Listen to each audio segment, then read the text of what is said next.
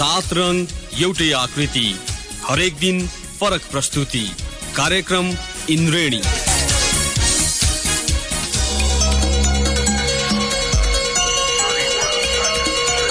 नमस्कार, न्यूज डेस्कको नियमित प्रस्तुति इन्द्रणीमा स्वागत छ।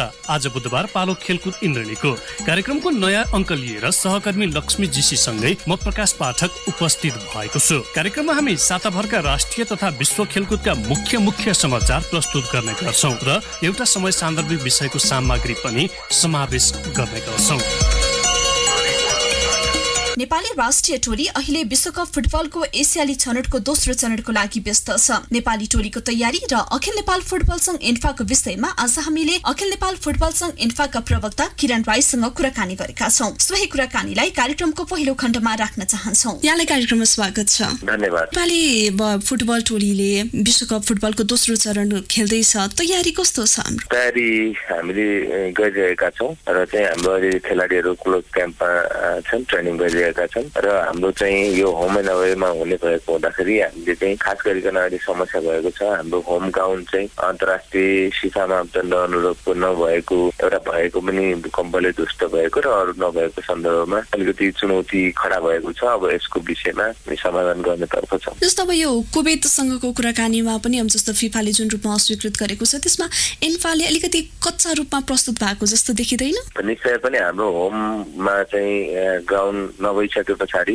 हामीले विभिन्न विकल्पहरूमा हामीले चाहिँ छलफल गर्नुपर्ने बाध्यता थियो र हामीले गरि नै रहेका छौँ। र अब यो हाम्रो कच्चा कुरा भन्दा पनि यो हाम्रो बाध्यता हो। यो एन्थाको मात्रै सरोकार भन्दा पनि सिङ्गो नेपाली खेलकुद जगतको निम्ति यो चाहिँ एउटा चाहिँ विषम परिस्थिति उत्पन्न भएको छ।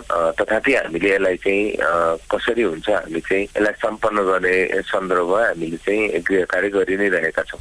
फुटबलकै कुरा गर्ने भने अब होम र अवे चाहिँ एकै ठाउँमा हुँदैन भन्ने कुराको सामान्य जानकारी पनि इन्फाले नभएको जस्तो देखियो, जुन रूपमा प्रस्ताव गरिएको थियो। होइन, अब हामीले सबै देशहरूलाई होम र अवे चेन्ज गर्नको निम्ति अनुरोध गरेका हौँ।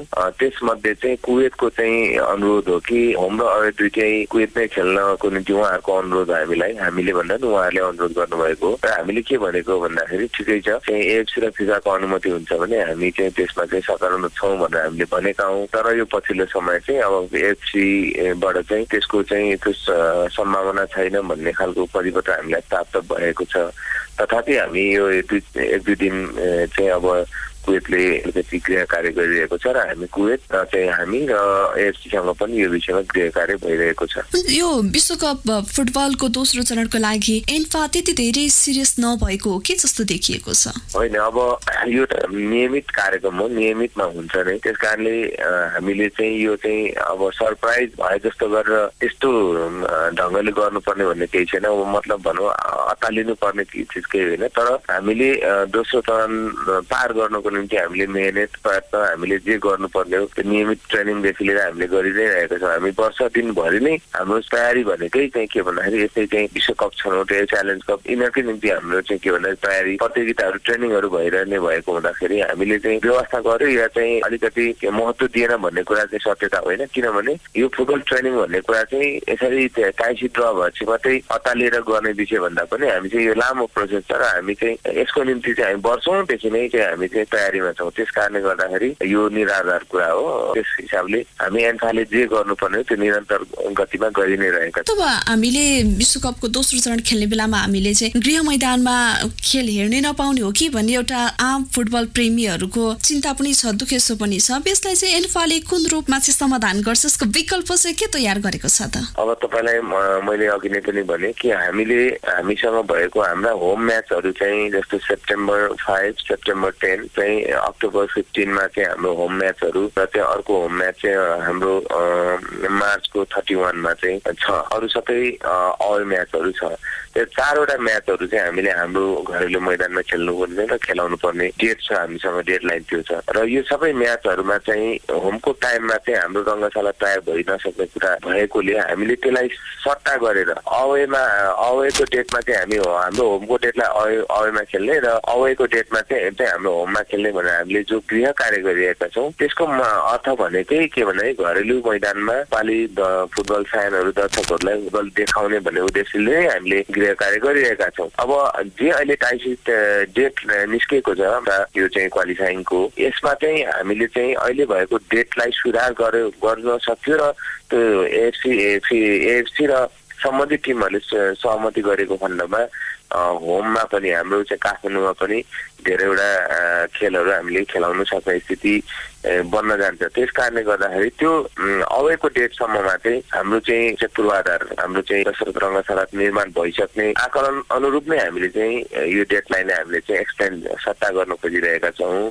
तथापि अब हाम्रो चाहिँ त्यो चिजहरू यदि चाहिँ त्यो सबै कुरा चाहिँ सम्बोधन वा चाहिँ तालमेल नमिलेको खण्डमा चाहिँ हामीले चाहिँ न्युट्रल भेन्यू अर्को बाहिरै जानुपर्ने हुन्छ, अर्को देशमै गर्नुपर्ने हुन्छ। तर त्यो सम्भावना चाहिँ बाहिर गयो भने चाहिँ धेरै भन्दा पनि त्यो एउटा या दुईटा म्याच जान सक्छ, एउटा सम्भवतः होइन भने बाँकी चाहिँ हाम्रो सबै मिलिसकेको छ र लगभग चाहिँ नेपाली दर्शकले नेपालमै आफ्नो होम ग्राउन्डमै विदेशी टिमहरूसँग भएको प्रतिस्पर्धा हेर्न पाउने अवस्था चाहिँ हामीले सिर्जना गर्दैछौँ। जस्तो अब केही डाइटका कुराहरू पनि आएका छन्। अब राष्ट्रिय टोलीमा रहेका जति पनि खेलाडीहरूले प्रशिक्षण गरिरहेका छन् उनीहरूलाई चाहिने जति डाइट नपुगेको हो कि भन्ने पनि आइरहेको छ। डाइटको विषय जो आइरहेको छ यो चाहिँ हाम्रो अहिले चाहिँ खास गरिकन अब राष्ट्रिय टोलीको निम्ति यो चाहिँ वर्ल्ड कप क्वालिफाइङको निम्ति त्यो समस्या त्यस्तो छैन र चाहिँ अहिले जो अरू विभिन्न चरणमा अन्डर 23 लेडिजको चाहिँ राष्ट्रिय टिम लगायत अन्य अन्डर 15 को टिमहरू ट्रेनिङमा छ र हामीले चाहिँ नियमित रूपमा चाहिँ अहिले चाहिँ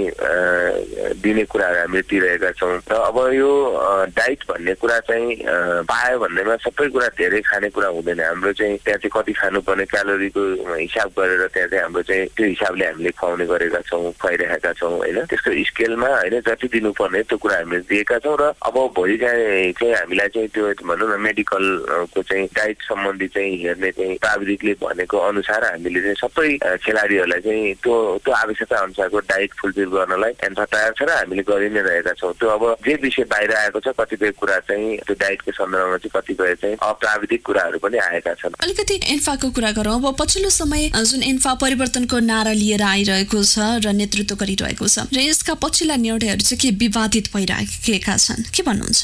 निर्णयहरू विवादित भन्दा पनि निर्णयहरू विवादित छैनन् भन्छु म सबैभन्दा सुरुमा, किनकि एन्फाको केन्द्रीय समितिको बैठकमा त्यस्तो लिखित विवादहरू कुनै पनि निर्णयमा मैले पाएको छैन। एन्फाले गरेको निर्णयहरूको सन्दर्भमा बाहिरबाट टीका टिप्पणी हुने कुरालाई म विवाद भन्न सक्दिनँ। त्यो विवाद होइन, केही टीका टिप्पणीहरू आएका छन् र त्यो टीका टिप्पणीहरू स्वाभाविक हो, किनकि अहिलेको एन्फाको टिम सहज ढङ्गबाट बनेको आएको टिम होइन। यसले चाहिँ एउटा चाहिँ सङ्घर्ष मार्फत यो टिम निर्माण भएको छ र त्यो सङ्घर्षको दौरानमा चाहिँ पनि चाहिँ के भन्दाखेरि प्रतिस्पर्धा भएको छ र अर्को प्रतिस्पर्धी समूहले चाहिँ विभिन्न टीका टिप्पणी गर्ने विषयलाई म विवाद भन्न सक्दिनँ। त्यस कारणले गर्दा कतिपय चाहिँ पूर्वाग्रही टीका टिप्पणीहरूको रूपमा हामीले देखेका छौँ, तर कतिपय चाहिँ विवादको निम्ति विवाद सिर्जना गर्नको निम्ति भएका केही प्रतिक्रियाहरूलाई हामीले विवाद भन्न सक्दैनौँ। एन्फाले अफिसियल्ली अहिलेसम्म चाहिँ बाहिरै विवाद भएको कुरा चाहिँ मैले देख्दिनँ। मैले बैठकमा पनि देख्दिनँ। बैठकमा छलफल त हुन्छ विभिन्न कोणमा, तर त्यसको विवादकै रूपमा बाहिर गएको भन्ने मलाई थाहा छैन। त्यस कारणले गर्दा अहिले गरेका निर्णयहरू विवादित भयो भन्ने कुरा सत्य होइन। अब साथै प्रदेशमा प्रशिक्षक राख्ने बेलामा पनि अब खुला रूपमा नभइकन सिधै अब राखियो भन्ने कुरा पनि छ, एउटा आरोप छ तपाईँहरूमाथि, के भन्नुहुन्छ? हामीले खुल्ला रूपमा नगरिकन सिधै राख्यो भन्ने जुन कुरा छ, हाम्रो प्रशिक्षकहरूको सन्दर्भमा त हाम्रो चाहिँ छनौट त अलरेडी परीक्षा त अलरेडी भइरहेको हुन्छ। हाम्रो चाहिँ एबिसी लाई कोचिङ कोर्स हुन्छ, त्यहाँ परीक्षा हुन्छ, परीक्षा दिनुपर्छ, त्यसपछि त्यहाँबाट उत्तीर्ण हुनुपर्छ। तर हामीसँग अहिले जति पनि चाहिँ कोचहरू हुनुहुन्छ पैसा दिएर उत्तीर्ण भएकालाई प्राप्त कोचहरू मध्येबाटै हामीले राख्ने हो र त्यसको संख्या हामीसँग चाहिँ धेरै छैन। त्यस कारणले गर्दाखेरि धेरै बिचमा प्रतिस्पर्धा गराउने वा सार्वजनिक सूचना निकाले गराउने भन्ने कुरा चाहिँ त्यो प्राविधिक हिसाबले कतिपय मिल्दैन। त्यो क्राइटेरियाले पनि बाहिरबाट खुल्लाबाट आउने कुरा सम्भव छैन र लाइसेन्स होल्डर प्रशिक्षकहरूको बिचमा पनि हामीले लामो समयदेखि हाम्रो टेक्निकल टिमले चाहिँ उहाँको पर्फर्मेन्स, उहाँको चाहिँ स्किल, उहाँको चाहिँ डेडिकेसन सबै कुरा चाहिँ वाच गरिरहेको स्थिति हुन्छ। त्यस कारणले गर्दाखेरि प्राविधिक टोलीले हाम्रो टेक्निकल टिमले लामो समयको चाहिँ स्काउटिङ पछि होइन लामो समयको चाहिँ सम्बन्धित कोचहरूको चाहिँ पर्फर्मेन्सको आधारमा चाहिँ नम्बरिङ गर्दै गर्दै यहाँसम्म लिएर हामीले यसलाई चाहिँ निर्णय गरेका छौँ। त्यस कारणले गर्दाखेरि यो चाहिँ यो नीतिलाई पनि चाहिँ के भन्दाखेरि वैज्ञानिक ढङ्गले छनौट गरेर नै हामीले नीति गरेका छौँ भन्ने म भन्न चाहन्छु। हामीलाई समय दिनुभयो, यो महत्त्वपूर्ण समय अनि कुराकानीको लागि यहाँलाई धेरै धेरै धन्यवाद छ। तपाईँको लोकप्रिय रेडियो कान्तिपुरबाट अखिल नेपाल फुटबल सङ्घको संस्थागत धारणा राख्ने अवसर दिनुभएकोमा तपाईँ लगायत सम्पूर्ण रेडियो परिवारलाई हार्दिक आभार व्यक्त गर्न चाहन्छु। फुटबल संघ इन्फाका प्रवक्ता किरण राईसँगको कुराकानीपछि खेलकुद इन्द्रेडीमा अब पालो भएको छ ब्रेकको। ब्रेकपछि हामी राष्ट्रिय तथा अन्तर्राष्ट्रिय खेलकुदका साताभरका केही मुख्य हाइलाइट सहित उपस्थित हुनेछौं। कार्यक्रम सुन्दै रहनुहोला। ब्रेकपछि खेलकुद इन्द्रेडीमा पुनः स्वागत छ। अब पनि हामी राष्ट्रिय तथा अन्तर्राष्ट्रिय खेलकुदमा साताभर भएका केही मुख्य हाइलाइट्स प्रस्तुत गर्नेछौं। विश्वकप फुटबलको दोस्रो चरण छनौट अन्तर्गत नेपाल र कुवेत बीच हुने पहिलो खेल तटस्थ भूमिमा हुने भएको छ। रंगशाला अभावको कारण देखाउँदै नेपालले कुवेतकै मैदानमा आफ्नो होम म्याच खेल्न गरेको प्रस्ताव विश्व फुटबलको सर्वोच्च निकाय फिफाले अस्वीकृत गरेको हो। फिफाको निर्णयपछि खेल तटस्थ मैदानमा गर्ने तयारी थालेको अखिल नेपाल फुटबल संघ एन्फाले जनाएको छ। एन्फा प्रवक्ता किरण राईका अनुसार फिफाले खेल स्थलको टुङ्गो आज भोलिमै लगाउनेछ। भारत, हङकङ, मलेसिया वा कतार मध्ये एक स्थानमा सो खेल गराउने गरी फिफासँग समन्वय भइरहेको प्रवक्ता राईले बताउनु भयो। नेपाल र कुवेत बीचको खेल आगामी सेप्टेम्बर 5 का लागि तय भएको छ। घरेलु मैदानमा खेल्नुपर्ने खेल मैदान अभावका कारण कुवेतमै खेल्ने नेपालको प्रस्ताव कुवेतले स्वीकार पनि गरिसकेको थियो। यद्यपि एन्फाको प्रस्ताव फिफाले अस्वीकृत गरेपछि खेलका लागि तटस्थ मैदानको खोजी सुरु भएको हो। विश्वकप फुटबल अन्तर्गत दोस्रो चरणको प्रतिस्पर्धामा Nepal, Australia, Kuwait, Chinese Taipei र जोर्डन रहेको समूह बी मा रहेको छ। विश्वकप फुटबलको एसियाली छनौटको दोस्रो चरणको प्रतियोगिताको लागि 31 सदस्यीय नेपाली टोलीको घोषणा गरिएको छ। राष्ट्रिय टोलीका मुख्य प्रशिक्षक योहान कालीले 36 खेलाडीबाट 5 जनालाई बाहिर राख्दै खेलाडी छनौट गरेका हुन्। कमल श्रेष्ठ, नितिन थापा, सेसेहाङ आङदाम्बे, अमित तामाङ र मिक्चेन तामाङ 31 सदस्यीय टोलीमा परेनन्। मनाङ मर्स्याङ्गी क्लबका डिफेन्डर कमल श्रेष्ठ बाहेकका अन्य खेलाडी 13औं दक्षिण एसियाली खेलकुद सागको तयारीमा जुट्नेछन्। नेपालले आगामी भदौ 19 गते कुवेतसँग खेल्दै दोस्रो चरणको छनौट खेल सुरु गर्नेछ। दक्षिण एसियाली खेलकुद साग सञ्चालनको कार्यविधि मन्त्री परिषदमा अड्किएपछि प्रतियोगिताको तयारी प्रभावित बनेको छ। पछिल्लो मन्त्री परिषद बैठकमा छलफल भए पनि स्वीकृति नभएपछि आर्थिक कारोबारका साथै खेलाडीको तयारीमा पनि प्रभाव परेको हो। यद्यपि राष्ट्रिय खेलकुद परिषदका सदस्य सचिव रमेश सिलवालले कार्यविधिका कारण कुनै पनि काम प्रभावित नभएको दावी गर्नुभयो। रेडियो कान्तिपुरसँग कुराकानी गर्दै सदस्य सचिव सिलवालले अन्य शीर्षकबाट रकमान्तर गरेर भए पनि तयारीलाई तीव्रता दिएको बताउनुभयो। उहाँले भन्नुभयो, कार्यविधिकै कारण तयारीमा कुनै असर भएको छैन, यो अवस्थाप्रति राखेप सचेत पनि छ। मिडियाले आफ्नो कर्तव्य मात्र निभाएका हुन्। प्रधानमन्त्री फर्किए लगत्तै कार्यविधि स्वीकृत हुन्छ। मन्त्री परिषदमा कार्यविधि अड्किएपछि साग सम्पन्न गर्नुपर्ने विभिन्न 15 समिति गठनको प्रक्रिया पनि अन्यलमा परेको छ। सदस्य सचिव सिलवालले 10-15 दिनमै समिति गठन भई काम थप गतिमा अघि बढ्ने उल्लेख गर्नुभयो। यसैबीच आसन्न 13औं दक्षिण एसियाली खेलकुद प्रतियोगिता सागको बजेट वृद्धि हुने भएको छ। यसअघि प्रस्ताव गरिएको 5 अर्ब 26 करोडको बजेटले नपुग्ने भन्दै 7 देखि 8 अर्बको बजेट प्रस्तावको तयारी राखेपले गरेको छ। भौतिक पूर्वाधारका लागि तेस्रो मुलुकबाट सामग्री आयातको कारण देखाउँदै राखेपले बजेट बढाउन लागेको हो।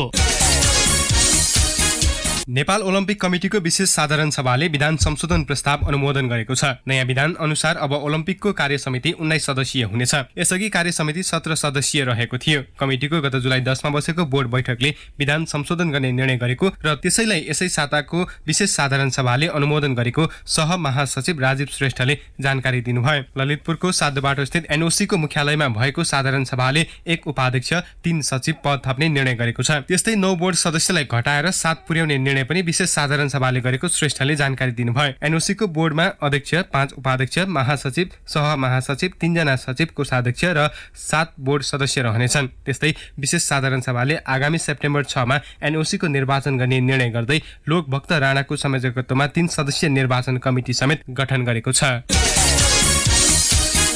आसन्न 13औं दक्षिण एसियाली खेलकुद सागको तयारी, निरीक्षण र अनुगमन गर्न संसदीय उपसमिति गठन भएको छ। संसदको शिक्षा तथा स्वास्थ्य समितिको यसै साता बसेको बैठकले सांसद जीवनराम श्रेष्ठको संयोजकत्वमा 5 सदस्यीय समिति गठन गरेको हो। समितिमा नवीना लामा, नमिता चौधरी, नारायण मरासिनी र गजेन्द्र महत रहेका छन्। समितिले प्रतियोगिताको तयारीदेखि लिएर समापनसम्म विषयमा निरीक्षण गर्ने र आवश्यक निर्देशन दिने संयोजक जीवनराम श्रेष्ठले जानकारी दिनुभयो। समिति बैठकमा सांसद खगराज अधिकारीले खेलाडीको मनोबल उच्च बनाउन ध्यान दिनुपर्ने बताउनु भएको थियो। नेपालमा तेक्वोन्डोको आधिकारिकताको विषयमा बहस चलिरहँदा विश्व तेक्वोन्डो महासंघका अध्यक्ष चुङवोन चोयले नेपाल तेक्वोन्डो संघ मात्र आधिकारिक भएको बताउनु भएको छ। ललितपुरको साधोपाटो स्थित तेक्वोन्डो भवनमा क्षेत्रीय प्रशिक्षण केन्द्रको उद्घाटनपछि पत्रकारसँग कुरा गर्दै अध्यक्ष चोयले यसमा विवाद नरहेको बताउनु भएको हो। नेपालमा खुलेको प्रशिक्षण केन्द्र विश्वको 12औं हो। नेपालमा तेक्वोन्डो खेलको विकास, खेलाडीहरूको एक्सपोजरको लागि प्रशिक्षण केन्द्र सञ्चालन गरिएको हो। नेपाल तेक्वोन्डो संघले सञ्चालन गर्ने केन्द्रले विभिन्न देशका खेलाडी र प्रशिक्षकलाई बोलाएर प्रशिक्षण दिनेछ। नेपालमा रहेको अर्को संघ तेक्वोन्डो युनियनले पनि आफूहरू आधिकारिक रहेको दावी गर्दै आएको छ। आगामी असोज पहिलो साता हुने साफ अन्डर 18 च्याम्पियनशिप फुटबल प्रतियोगिताका लागि पुरुष टोलीले प्रशिक्षण सुरु गरेको छ। घरेलु मैदानमा आगामी असोज 3 देखि 12 गतेसम्म हुने च्याम्पियनशिपका लागि प्रारम्भिक छनौटमा 46 जना खेलाडीलाई बोलाइएको मुख्य प्रशिक्षक चितनारायण श्रेष्ठले जानकारी दिनुभयो। सी डिभिजन लिग, ललित स्मृति अन्डर 18 लगायतका अन्य प्रतियोगिताबाट साफका लागि खेलाडी छनौट गरिएको हो। यही छनौटबाट साफ अन्डर 19 टोली पनि घोषणा गरिनेछ। साफ अन्डर 18 ललितपुरको साधोपाटो स्थित एन्फा कम्प्लेक्सको मैदानमा हुनेछ। अब केही अन्तर्राष्ट्रिय खेलकुद प्रसङ्ग। वेस्ट इन्डिज विरुद्धको T20 सिरिज इन्डियाले क्लिन स्विप गरेको छ। तेस्रो तथा अन्तिम खेलमा गएराती 7 विकेटको शानदार जित निकाल्दै इन्डियाले 3 म्याचको सिरिज क्लिन स्विप गरेको हो। क्यारिबियन टोलीले दिएको 147 रनको लक्ष्य इन्डियाले 5 बल अगावै 3 विकेट गुमाएर भेटायो। इन्डियाको जितमा ऋषभ पन्तले, अभिजित 65 र कप्तान विराट कोहलीले 59 रनको योगदान गरे। लोकेश राहुलले 20 रन बनाए। वेस्ट इन्डिजका ओसहान थोमसले 2 तथा फाबियन एलनले 1 विकेट लिए। यसअघि फ्लोरिडामा पहिले ब्याटिङमा उत्रिएको वेस्ट इन्डिजले 6 विकेट गुमाएर 146 रनको मध्यम योगफल तयार पारेको थियो। किरण पोलार्डले 58 र रोबमन पालेवले 32 रन बनाए। इन्डियाका दीपक चाहरले 3 तथा नवदीप सैनीले 2 विकेट लिए। राहुल चाहरको नाममा 1 विकेट रह्यो। यी दुई राष्ट्रबीच 3 म्याचको वनडे र 2 म्याचको टेस्ट सिरिज पनि हुनेछ। अन्तर्राष्ट्रिय क्रिकेट परिषद आइसिसीले जिम्बाब्वेको स्थानमा नाइजेरियालाई T20 विश्वकपको ग्लोबल छनौट खेल्न अवसर दिएको छ। आइसिसीले अफ्रिकी छनौटको तेस्रो स्थानमा रहेको टोली नाइजेरियालाई जिम्बाब्वेको स्थानमा ग्लोबल क्वालिफायर खेलाउने निर्णय गरेको हो। आर्थिक अपारदर्शिता र राजनैतिक हस्तक्षेपको कारण देखाउँदै आइसिसीले अघिल्लो महिना जिम्बाब्वे क्रिकेट बोर्ड निलम्बन गर्दै उसको अन्तर्राष्ट्रिय सहभागितामा पनि रोक लगाएको थियो। महादेशीय सन्तुलन मिलाउन आइसिसीले नाइजेरियालाई मौका दिएको जनाएको छ। यो निर्णयसँगै नाइजेरियाले आगामी अक्टोबर 11 बाट युएईमा हुने 14 टोली सम्मिलित ग्लोबल छनौट खेल्नेछ। त्यस्तै महिलातर्फ जिम्बाब्वेको स्थानमा नामिबियालाई मौका दिएको छ। स्कटल्यान्डमा अर्को महिना हुने T20 महिला विश्वकपको छनौटमा नामिबियाले आयोजक सहित 8 राष्ट्रसँग प्रतिस्पर्धा गर्नेछ। कम्युनिटी सिल्ड फुटबल प्रतियोगिताको उपाधि म्यान्चेस्टर सिटीले जितेको छ। यसै साता भएको फाइनलमा लिभरपुललाई पेनल्टी सुटआउटमा 5-4 गोल अन्तरले हराउँदै सिटीले 6औं पटक कम्युनिटी सिल्डको उपाधि जितेको हो। वेम्बलीमा निर्धारित समयको खेल 1-1 को बराबरीमा सकिएपछि खेलको निर्णय पेनल्टी सुटआउटबाट गरिएको हो, जसमा सिटी विजयी बन्यो। खेलको 12औं मिनेटमा राहिम स्टर्लिङको गोलबाट अग्रता बनाएको सिटीले दोस्रो हाफमा लय गुमाएको थियो। खेलको 77औं मिनेटमा जोए मार्टिपले गोल गर्दै लिभरपुललाई बराबरीमा पुर्याएका थिए। त्यसपछि दुवै टोलीले गोल गर्न नसक्दा खेलको निर्णय पेनल्टीबाट भएको हो। 15औं पटकको विजेता लिभरपुलले सन् 2006 यता उपाधि हात पार्न सकेको छैन। वर्ल्ड टेस्ट च्याम्पियनशिप अन्तर्गत इङ्ल्यान्ड विरुद्धको पहिलो टेस्ट क्रिकेटमा अस्ट्रेलियाले प्रभावशाली जित निकालेको छ। घरेलु टोलीलाई 251 रनले हराउँदै कंगारू टोलीले 5 म्याचको टेस्ट सिरिजमा 1-0 को अग्रता बनाएको हो। 398 रनको लक्ष्य पछ्याएको इङ्ल्यान्डलाई अन्तिम दिन 146 रनमा समेट्दै अस्ट्रेलियाले जित हात पारेको हो। पहिलो इनिङ्समा उसले 374 रन बनाएको थियो। अन्तिम दिन नाथम लियोन र पाट कुमिन्स चम्किएपछि घरेलु टोली फराकिलो हार भोग्न बाध्य भयो। लियोनले 6 तथा कुमिन्सले 4 विकेट लिए। क्रिस वोक्सले 38 र जसन रोय र जोय रुटले समान 28 रन बनाएको इङ्ग्लिस इनिङ्समा अन्यले उल्लेख्य प्रदर्शन गर्न सकेनन्। पहिलो इनिङ्समा 284 रन बनाएको अस्ट्रेलियाले 7 विकेट गुमाएर 487 रनमा दोस्रो इनिङ्स समाप्तिको घोषणा गर्दै घरेलु टोलीलाई 398 रनको लक्ष्य दिएको थियो। पहिलो टेस्टका दुवै इनिङ्समा शतक बनाएका Stephen Smith player of the match घोषित भए। दुई राष्ट्रबीचको दोस्रो टेस्ट साउन 29 मा लन्डनमा हुनेछ।